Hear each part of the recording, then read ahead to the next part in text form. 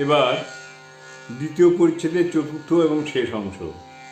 নরেন্দ্রকে শিক্ষা, জ্ঞান অজ্ঞানের পার হও।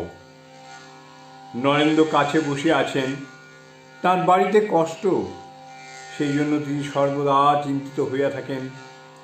তাঁর সাধারণ ব্রাহ্ম সমাজে যাতায়াত ছিল, এখনও সর্বদা জ্ঞান বিচার করেন।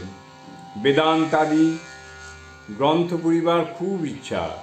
এক্ষণে বয়স 23 বৎসর হইবে। ঠাকুর নরেন্দ্রকে এক দৃষ্টে দেখিতেছেন।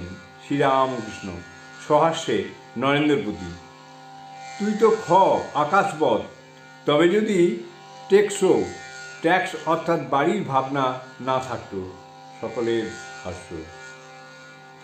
কৃষ্ণকিশোর বলতো আমি একদিন তার বাড়িতে গিয়ে দেখি সে চিন্তিত হয়ে বসে আছে, বেশি কথা করছে না। আমি জিজ্ঞাসা করলাম, কি হয়েছে গা, এমন করে বসে রয়েছে কেন?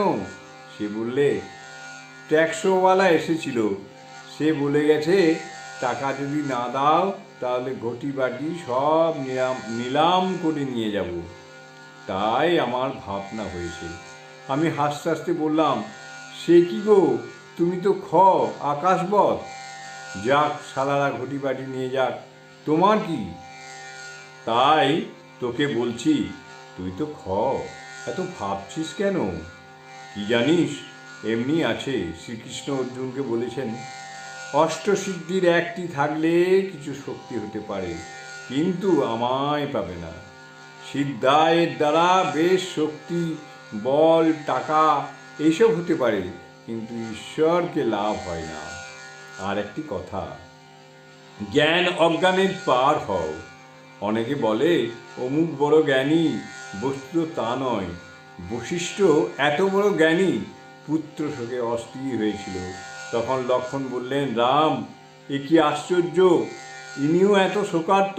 রাম বললেন, ভাই, যার জ্ঞান আছে তার অজ্ঞানও আছে, যার ভালো বোধ আছে তার অন্ধকার বোধও আছে, যার ভালো বোধ আছে তার মন্দ বোধও আছে, যার সুখবোধ আছে তার দুঃখবোধও আছে। তাই ভাই, তুমি দুয়ের পারে যাও, সুখ দুঃখের পারে যাও, জ্ঞান অজ্ঞানের পারে যাও। তাই তোকে বলছি, জ্ঞান অজ্ঞানের পার হও। জয় ঠাকুর, জয় ঠাকুর।